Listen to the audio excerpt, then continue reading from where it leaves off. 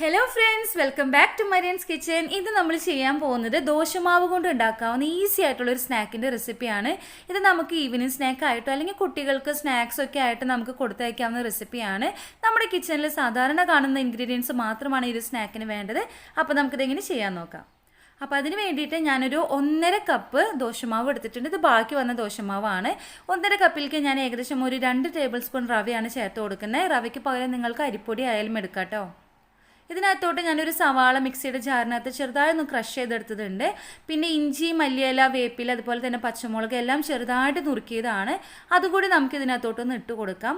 സവാള നീളത്തിൽ അരിയുന്നതിനേക്കാളും കുറച്ചും കൂടി നല്ലത് ചെറുതായിട്ടൊന്ന് ക്രഷ് ചെയ്തിട്ട് ഇടുന്നതാണ് കേട്ടോ. ഇനി ഇത് നന്നായിട്ടൊന്ന് മിക്സ് ചെയ്തെടുക്കുക. റവയും നമ്മൾ ചേർത്ത എല്ലാ ഇൻഗ്രീഡിയൻസും കൂടി നന്നായിട്ട് മിക്സ് ചെയ്ത് വരണം. ഇതിനകത്തോട്ട് ഉപ്പ് നമ്മൾ ചേർത്തിട്ടില്ല, കാരണം ദോശമാവിനകത്ത് ഓൾറെഡി ഉപ്പ് ഉണ്ട് കേട്ടോ. കുറച്ച് മഞ്ഞൾപ്പൊടി ചേർത്ത് കൊടുക്കാം.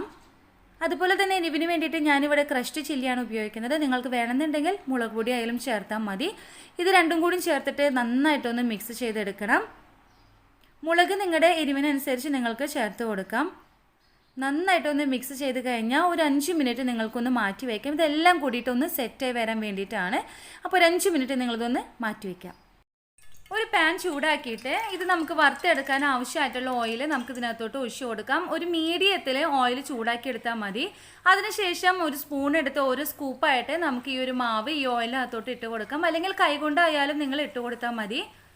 എല്ലാം ഇട്ട് കൊടുത്ത് കഴിഞ്ഞാൽ ഈ ഓയിൽ പതുക്കെ ഒന്ന് ചുറ്റിച്ചു കൊടുക്കുക. അപ്പം തന്നെ ഇളക്കി മറിച്ചിടാൻ പാടില്ല. ഈ നമ്മൾ ചേർത്ത ഓരോ സ്കൂപ്പിൻ്റെ മുകളിലോട്ട് ഓയിൽ ആവുന്ന രീതിയിൽ നിങ്ങളിതൊന്ന് ചുറ്റിച്ചു കൊടുക്കണം. അങ്ങനെ ആയി അടിഭാഗമായി വന്ന് എന്ന് തോന്നിക്കഴിഞ്ഞാൽ നിങ്ങൾക്കൊരു കയ്യിലെടുത്തിട്ട് അത് പതുക്കെ ഒന്ന് മറിച്ചിട്ട് കൊടുക്കാം. എല്ലാം മറിച്ചിട്ട് കൊടുത്ത് നന്നായിട്ടൊന്ന് വേവിച്ചെടുക്കണം. ഞാനിവിടെ ഇതിൻ്റെ മറിച്ചിട്ട് കൊടുത്തിട്ടുണ്ട്. അപ്പോൾ അടിഭാഗം ഒരുപാട് കളറായി പോയിട്ടില്ല.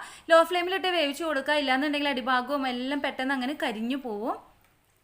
നന്നായിട്ടിത് വേവിച്ചെടുക്കണം. ഉൾഭാഗമൊക്കെ നന്നായിട്ട് വെന്ത് വരണം. തിരിച്ചും മറിച്ചും ഇട്ട് നന്നായിട്ട് വേവിച്ചെടുക്കുക. ഇതിവിടെ കറക്റ്റായിട്ട് വെന്ത് വന്നിട്ടുണ്ട്. ഏകദേശം ഒരു 5 മിനിറ്റ് വരും കേട്ടോ. ഇത് ലോ ഫ്ലെയിമിൽ ഇട്ട കാരണം വേവിച്ചെടുക്കാനായിട്ട്. അപ്പോൾ നിങ്ങളെല്ലാവരും ഇതൊന്ന് ട്രൈ ചെയ്ത് നോക്കുക. നല്ല മൊരിഞ്ഞ് വന്നിട്ടുണ്ട്. അതുപോലെ തന്നെ നല്ല സ്മെല്ലും വരുന്നുണ്ട്. നല്ല ടേസ്റ്റി ആയിട്ടുള്ള ഒരു സ്നാക്കാണ്. നിങ്ങളെല്ലാവരും ഇതൊന്ന് വീട്ടിൽ ട്രൈ ചെയ്ത് നോക്കുക. അപ്പോൾ നെക്സ്റ്റ് വീഡിയോയിൽ പുതിയ റെസിപ്പി ആയിട്ട് കാണാം. അപ്പോൾ നിങ്ങൾ ചാനൽ സബ്സ്ക്രൈബ് ചെയ്യാനായിട്ട് മറക്കരുത്.